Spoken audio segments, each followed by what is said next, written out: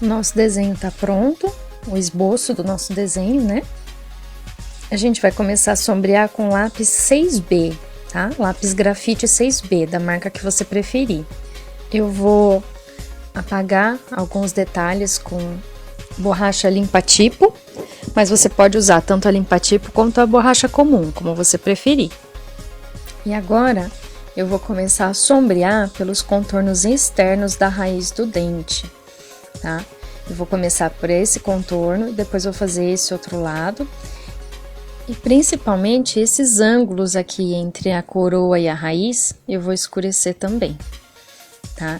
Esses contornos externos a gente vai fazer mais escuro e vai puxando um degradê pro meio da raiz, para que o meio da raiz é onde a área que vai bater mais luz vai ficar mais claro. Então a gente vai fazer um degradê de fora para dentro, de mais escuro para mais claro.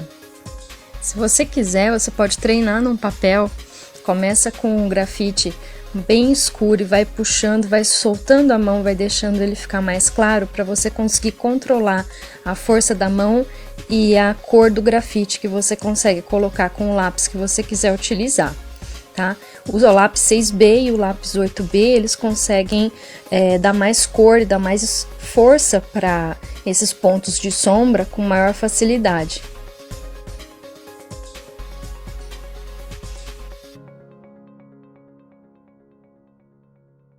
Então, o outro ângulo também vou escurecer.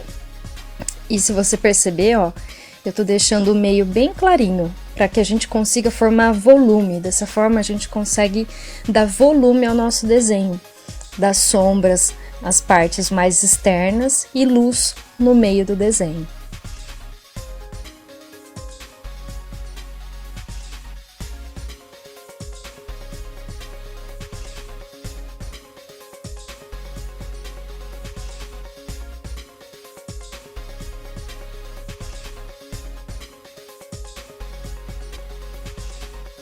Vou fazendo o sombreado com o grafite e alguns lugares que eu vejo que o grafite marcou muito, que está muito riscado, eu posso passar o dedo para dar uma esfumaçada nesse desenho.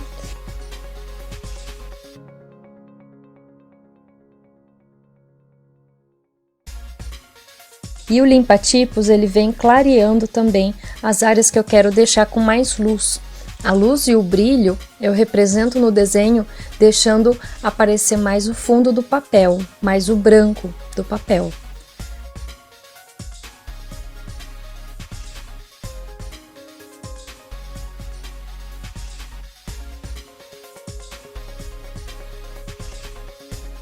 Lembra sempre de limpar a mão depois que você passar o dedo para esfumaçar alguma região do grafite do desenho. Lembra sempre de limpar a mão com um paninho ou um papel que você possa deixar por perto, porque senão a gente acaba sujando o nosso desenho e aí acaba dando trabalho depois para a gente limpar a folha.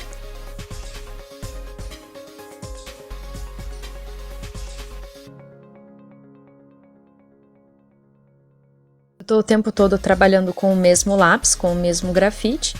A única questão é que eu coloco mais força ou menos força, onde eu quero deixar ele mais escuro e aonde eu quero que fique mais claro, só isso. E aonde eu achar que está muito marcado, esfumaça com o dedo ou passa limpa-tipo para clarear.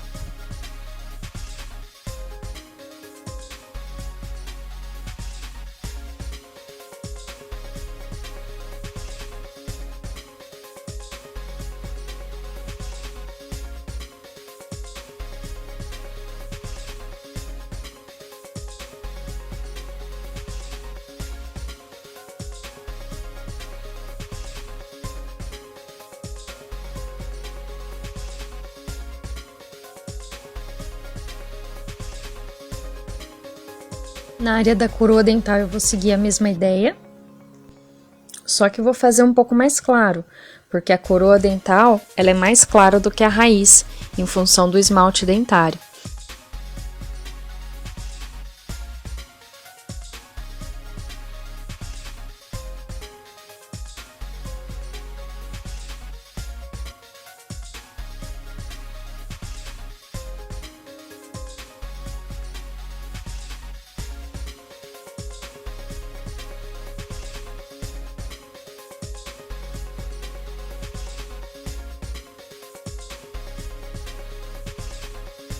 tá? Então, eu vou deixar a coroa com as áreas de brilho mais claras, vou fazer a periquimácea. A periquimácea são leves estrias horizontais que a gente vai fazendo, deixando uma área sem pintura entre elas. Então, a gente puxa um risquinho acinzentado e entre uma e outra a gente deixa uma área de brilho suave para que ela possa destacar e possa aparecer a textura do dente.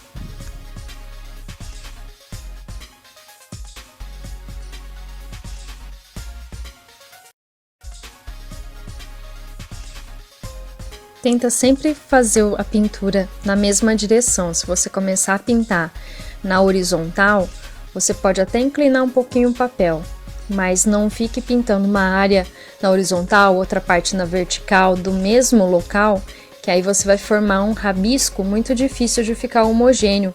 E a textura do grafite vai brigar com a textura do dente, da característica anatômica do dente, tá? Então, você pode chanfrar um pouquinho o lápis, inclinar um pouquinho o lápis, mas sempre mantendo mais ou menos a mesma inclinação que você começou, para que você não acabe riscando muito o seu desenho, a não ser que seja um estilo de desenho que você queira seguir. Se você quer fazer um desenho estilizado, se você quer fazer uma coisa diferente, aí você pode deixar mais riscado, mas se não for a intenção, mantém sempre o mesmo posicionamento do lápis, sempre a mesma direção.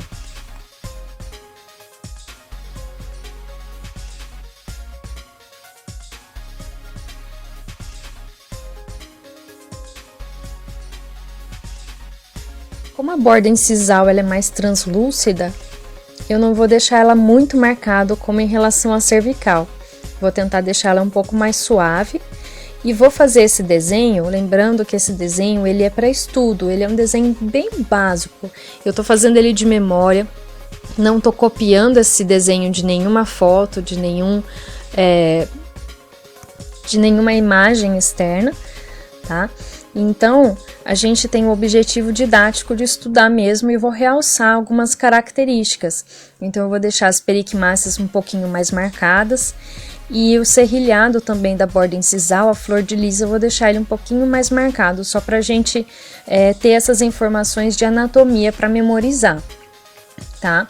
Mas se você quiser copiar um desenho, copiar uma foto, aí você vai seguir as características de um dente natural, que nem sempre aparece dessa forma, principalmente se for um dente mais envelhecido ou de uma pessoa de idade média, né?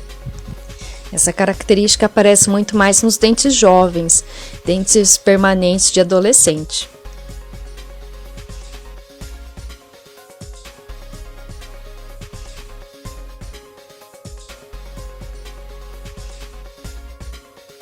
Suavizei um pouquinho aqui a borda em sisal e tá pronto, legal? Lembrando a anatomia agora, raiz, coroa, ângulo mesial ou meso-incisal, ângulo distal ou disto-incisal, mais arredondado, né? Lembrando que o ângulo mesial é mais reto.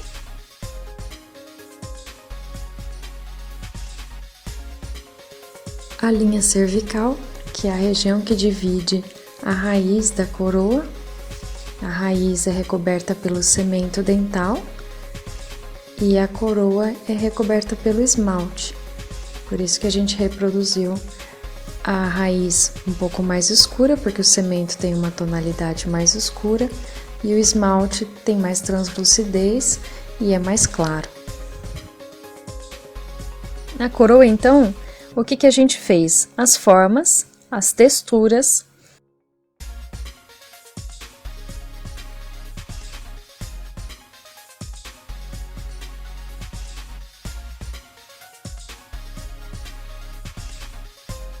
as periquimáceas, que são também chamadas de estrias horizontais do esmalte, a característica própria do esmalte dentário, surge na formação do esmalte dental.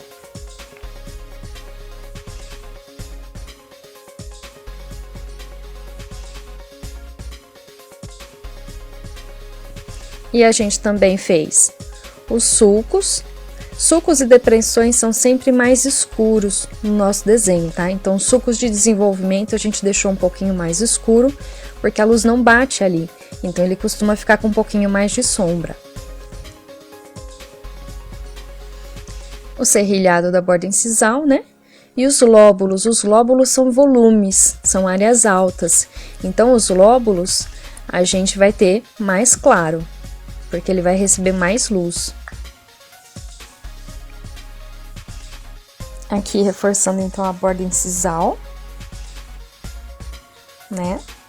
Com aquele serrilhado, que ele vem dos sulcos de desenvolvimento, tá? E os lóbulos, que a gente tem também dando volume na borda incisal. Volume de bossa também, né? Aqui, região bem cervical, a gente tem uma bossa na parte vestibular do incisivo central, ok? E a gente vai falar um pouquinho mais dela para entender a função dela na anatomia dental. Essa, então, é a bossa vestibular.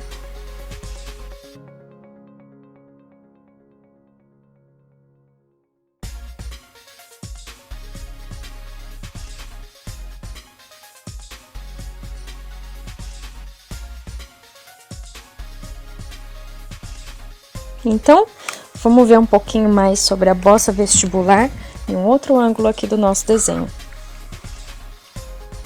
Vou destacar aqui novamente, então, a região da bossa, tá? A gente vai simular aqui uma gengiva, tá? Com as papilas, tá? Essa daqui vai ser a nossa gengiva, pra gente entender a função da bossa, tá?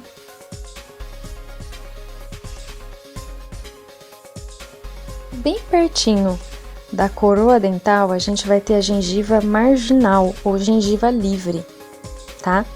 Essa gengiva, ela tem um volume bem próximo ali na região da bossa.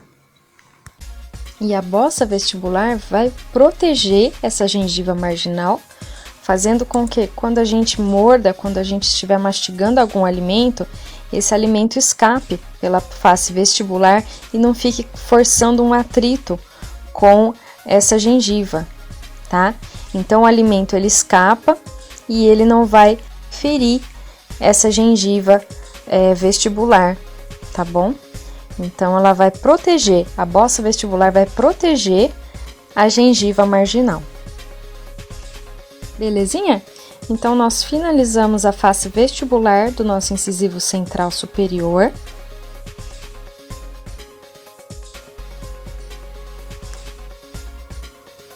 Fazendo as formas, volumes, texturas e revisando a anatomia dentária, ok? Nos próximos vídeos vocês vão ver as outras faces do incisivo central e também os outros dentes da arcada dentária humana, beleza?